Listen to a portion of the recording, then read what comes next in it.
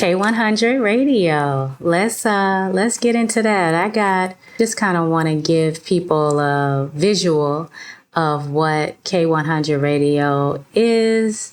Okay. We'll be right back.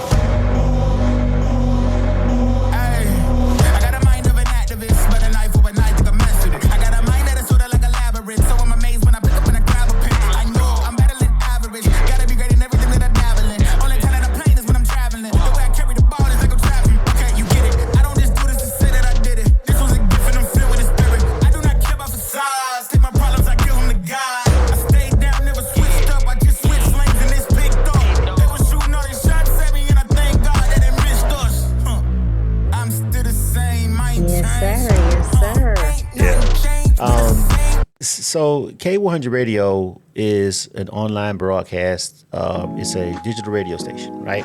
And so I know people say internet radio, and it is. It operates completely on the internet, whatever. But it's a little bit more than that. You don't just listen to it. I call it digital radio because it's all digital at this particular point. And so we don't broadcast over FM, but we function a lot like it in a lot of ways. In a lot of ways we don't. You know what I'm saying? You can listen to us in your car. You can listen to us, whenever you want to on your headphones when you're working out or whatever. Because, just like you open up any other app, whether it be Spotify or whatever, you can open up our app and listen to us 24/7 anywhere.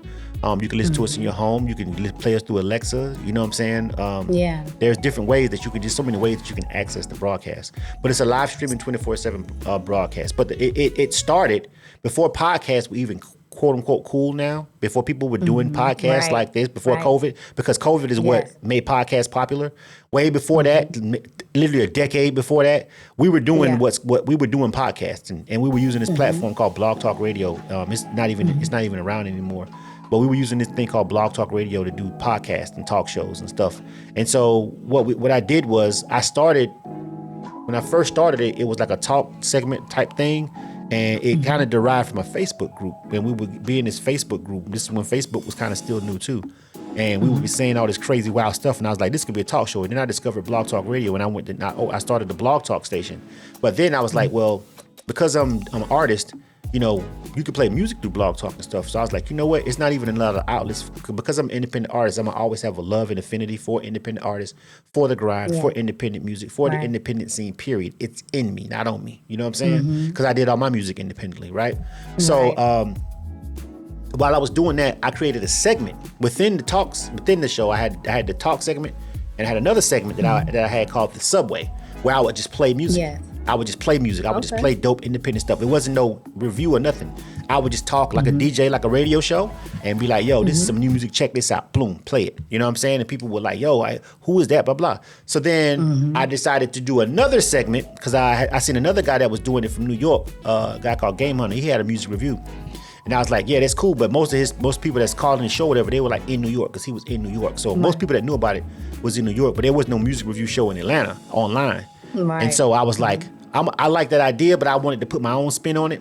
At the same time, simultaneously, I discovered internet radio. Like I discovered how you could build an internet radio station. So what I did was it went from just that little podcast us talking. I built an internet radio station. I went and bought all the equipment, all the computers, everything, which was significantly more than what you need now to do it. You know what I'm saying? But I went and bought all this stuff, got the license and everything, and I started the internet radio station. And I just the podcast was called Keep It 100, K-100 Radio. I just basically transferred that over to the internet radio station, kept the name K-100 Radio, just changed up the logo to make it more marketable. And then I added a segment called Ill or Kill, which was a music review. That is really the signature stamp that made the music industry kind of sort of notice what we were doing, because we were one of, if not the first ones, really doing music reviews. And then I found our way to make it go through Facebook Live and all this other kind of ways that people hadn't thought about yet. Because I was just like, I'm tech savvy, you know what I'm saying? I'm in the tech period, but having the audio production background and going to school, and while I was at AIU, I was a media production major, right? So I picked up editing film. So I'm a film editor. I know how to use all these editing tools and all this engineering. I took all that knowledge, incorporated it with the internet radio station, and then with my knowledge of tech, audio, all that, I built K-100 Radio. And we started doing the music review shows, and we were one of the first ones that people seen online that you could actually do a music review. So that made everything just kind of go crazy, right? You know what I'm saying? Right, like people were just like, what is that? And it was Ill or Kill. And then I also noticed that even though I wasn't the first person doing internet radio, I noticed that the only maybe 2 or 3 other people that I knew that was doing internet radio in Atlanta, I noticed that they had an office, or they were in somebody's home or something, and nobody knew about them because they never. The only reason why I knew about them is by happenstance. I never saw them out at any music industry events, and I'm big on networking.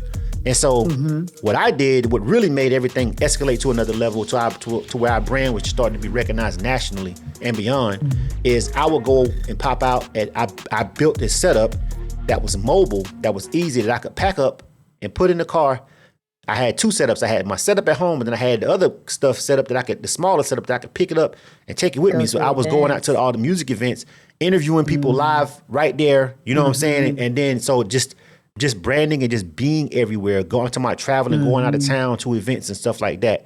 That's really what, in between that and Ill or Kill and our live music reviews and me being seen everywhere, and the station itself being in the midst of the industry, actually on scene, interviewing people and doing all that, it just kind of took off. It took off, yeah. Yeah. So how was you able to pick other radio personalities and give them their shows?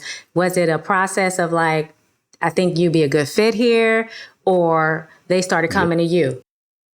All of them came to me. It was everyone that ever jumped on K-100 Radio hit me up because they were, of course, you know, when you got a wave going, you know what I'm saying? Yeah. When you got a wave going, they like, yo, how can I be a part of it? You know what I'm saying? And you know how I am.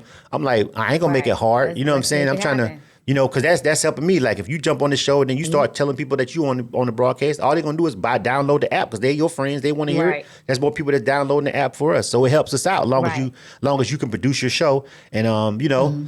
So you showed them how to produce the show, and no. For most of the people, only 2 shows I had to really help them produce, and that's because I knew them.